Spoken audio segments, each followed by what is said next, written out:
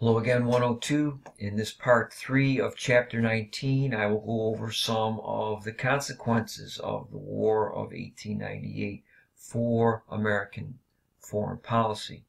In the late 19th century, the Reverend Josiah Strong wrote a social Darwinist book called Our Country, in which he used the Darwinian argument to demonstrate that the United States had a Christian duty. Again, elites and other highly educated people of the late 19th century were very much influenced by the ideas of social Darwinism, in that these superior, allegedly superior, from the pseudoscience that they believed, were destined to expand and Christianize these different areas of the world. And many people had read this book.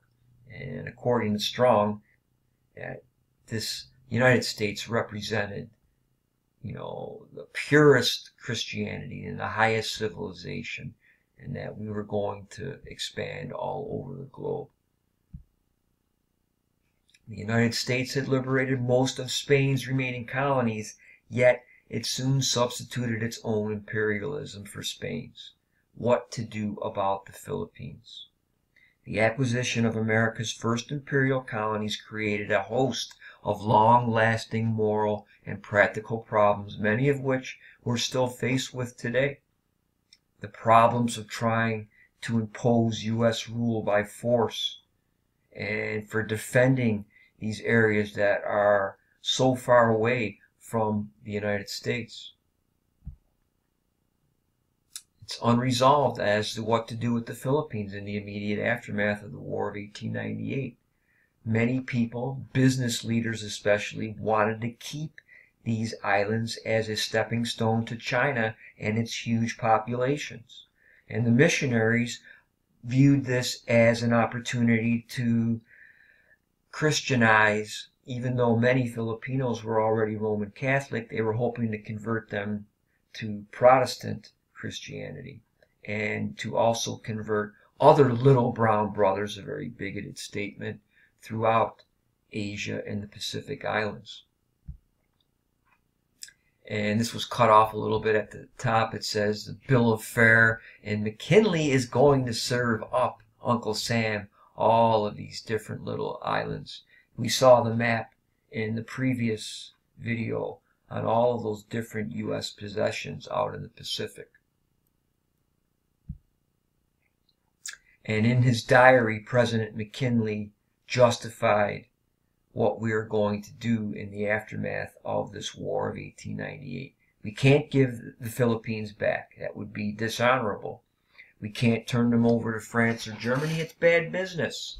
We can't leave them to themselves because they're unfit for self-government, and there's nothing less for us to do except to civilize and Christianize them. McKinley is very much an evangelical. And these are some of the motivating ideas then of American imperialism. National glory, we can't give them back. Expanding commerce, that would be bad business because then the Germans or the French will take over. We can't leave them to themselves because they don't know how to govern themselves, and we need to civilize and Christianize them. Eventually, negotiators offered Spain $20 million for the Philippines, Puerto Rico, and Guam, a Spanish-controlled island, as you know, in the Western Pacific between Hawaii and the Philippines. It'll be an important stepping-off point as well in the days before nuclear-powered ships. Emilio Aguinaldo was the first president of the Philippines, and as we saw, he assisted Dewey in getting the Spanish out of the Philippines. But the conflict happened with an American commander, and in January of 1899 they declared their independence, and the following month this incident happened, and an American soldier fired on soldiers in Aguinaldo's nationalist forces called the Insurrectos, and he killed 2. The next day, the U.S. Army commander, without investigating, ordered his troops to assault the Insurrectos, and this ignited a full-scale conflict that continued off and on for weeks. Ellsworth S. Otis rejected Aguinaldo's proposals for a truce and said the fighting having begun must go on to the grim end. He would accept only the unconditional surrender. And on June the 2nd, the Philippine Republic officially declared war against the United States, which now found itself in an even more costly conflict than the one with Spain. This one to suppress this independence movement. And this is one of the ugliest chapters in American political and foreign policy history. Officially, it lasted 3 years. It lasted a lot longer than that. There were brush fire conflicts and sporadic fighting for years after. And it goes on to this day with the southern part of the islands with the Muslim-based populations. It lasted officially 3 years, involving 126,000 U.S. troops, and it took the lives of hundreds of thousands of Filipinos, most civilians, and 4,234 American soldiers. Both sides committed major atrocities. The Americans would use waterboarding techniques to try to get information out of captured soldiers. Not all Americans were in favor of this. The American Anti-Imperialist League were united in 1899 to protest this expansion. This is un-American, right? We don't want to crush independence movements because that's what we did to get away from Britain.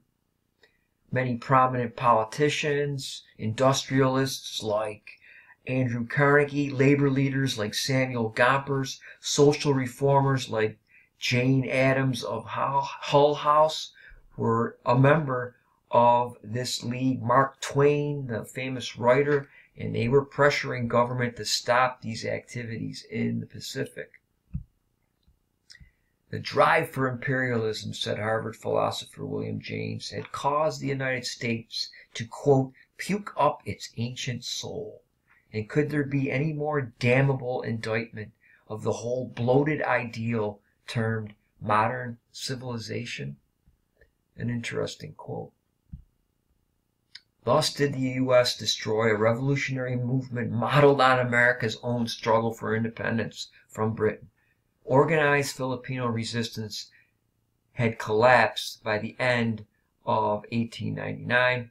On April 1st, 1901, in a ceremony in Manila, Aguinaldo swore an oath accepting the authority of the United States over the Philippines, and he pledged his allegiance to the U.S. government. And again, we saw this map before, and we see all the different possessions of the U.S. And the American outlook towards Asia changed drastically with the defeat of Spain and the acquisition of the Philippines. Now, looking at Asia, the U.S. begins to act alone.